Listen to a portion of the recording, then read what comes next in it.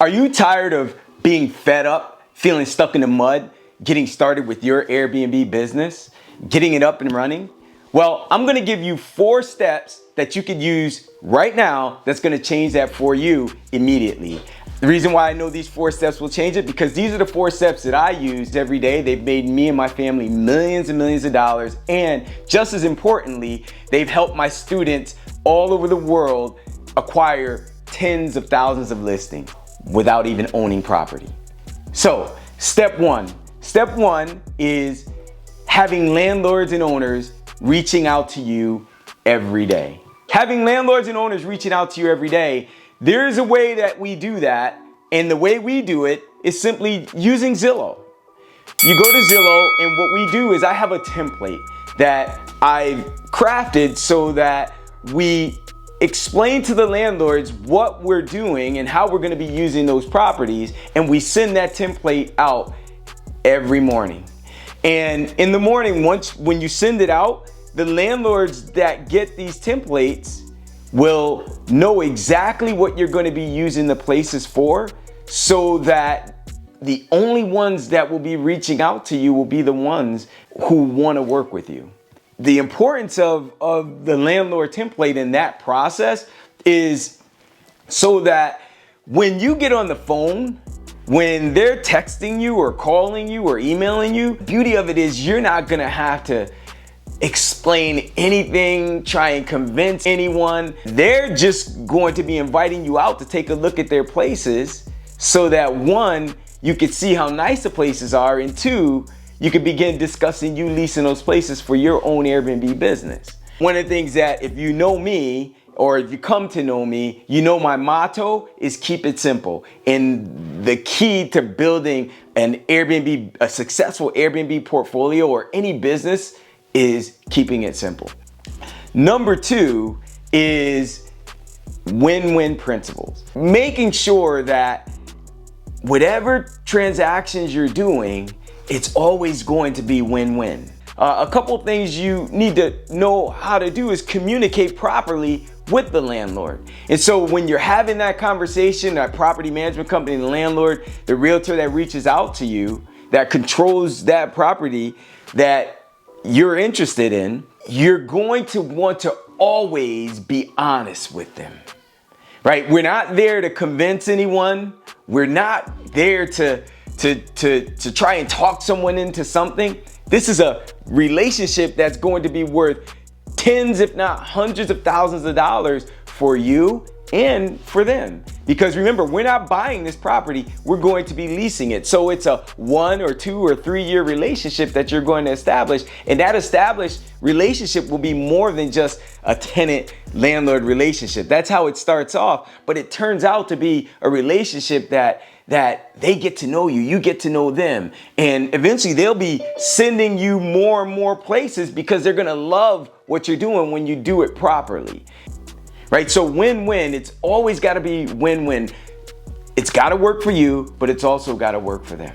So number 3 is formula. So formula helps us to determine, without having to think about it, profitability. We want to make sure, we will always be sure that any landlord, realtor, property manager that reaches out to us, the only ones that are going to be reaching out to us are those who have places that meet formula. And what is formula? Formula guarantees that we're going to be generating no less than 2 to 3 times what we're paying in rent. There's a couple ways we do formula. We don't use AirDNA or any software. You can use those things if you want, but I can tell you, remember, keep it simple. I mean, gosh, my family and I, we have just under 100 listings between between New York and Florida. And Rochester is one of the cities that we have them in. But there's multiple cities throughout New York and Florida that we have all of our listings in, and we've never used any software to determine formula. It's pretty simple. You go on Airbnb, you see what the average host on Airbnb is getting for their listings, making sure that they have multiple reviews, right? That way you know that it's a credible listing. You use the median, not the high, not the low, but the middle, because we always want to be conservative. You look at that, and that's what you determine what your nightly rate is. And then when you determine the nightly rate, then you know what you could get. The fourth step that you're going to take is securing that lease. So signing and securing the lease. The key to signing and securing that lease is just making sure that everything is in writing. You want to keep the lease simple, but you want to make sure that whatever you're going to be using that place for, that what you and the landlord agreed to, you're going to have it in writing. So then this way, they can't ever come back and say, oh, I changed my mind. I love what you're doing, so I want to do it for myself. No, we don't have to worry about that. I changed my mind because my son or my daughter wants to move in and I need the place. I changed my mind because, oh, I don't know if I really like Airbnb anymore. Like, none of those things you have to worry about. You have to be concerned about because it's in writing. And when it comes to real estate, if it ain't in writing, it don't exist. So get it in writing, make sure it's in the first paragraph, and then you're covered. And you can sleep at night. This way we don't walk around on eggshells. We don't sleep on pins and needles wondering, oh my gosh, what if they find out that I'm doing Airbnb? No, we're honest, we're upfront from the beginning. So that way the landlords, as they're reaching out to us, we know that they're only landlords that know what we're doing. They want to work with us. They want to invite us out to take a look at their places. And we know that those places fit formula. We know that we got it. And when we lock it up and it's secure. So it's all in writing. Everybody understands. So there's no,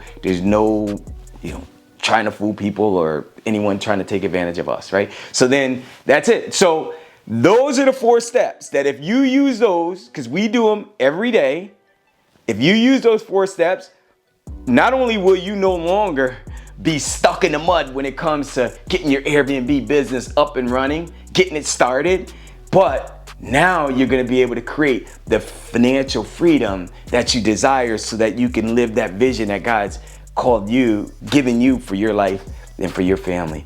And if that was helpful, hopefully it was. If that was helpful, just like and subscribe. Just leave a comment below and I'll send you some additional information that could take those things to the next level. I've been blessed with the ability to help families all over the world create family financial freedom for their families to live that vision God's given them for their life and their families, so that one, they can escape the rat race, so that they can get out of the 9 to 5, so that they can build legacy with their kids and their grandkids, have the resources to help family members who really need it, so that they could be more of a blessing for their church and their community, to change some of those generational cycles like we all have, to build that generational wealth as we all desire, and to have the resources to both build and nurture those gifts, those talents that they have, their children have been blessed with, so they can really make their mark on the world and on society the way they're called to. And what God's calling you to do when it comes to your Airbnb short-term rental business, use the 4 steps that I've given you. You'll be able to do that as well. And so, again, hopefully it was helpful. If it was, just leave a comment below and I'll send you some more great information that will help you and your family. God bless you. You got this.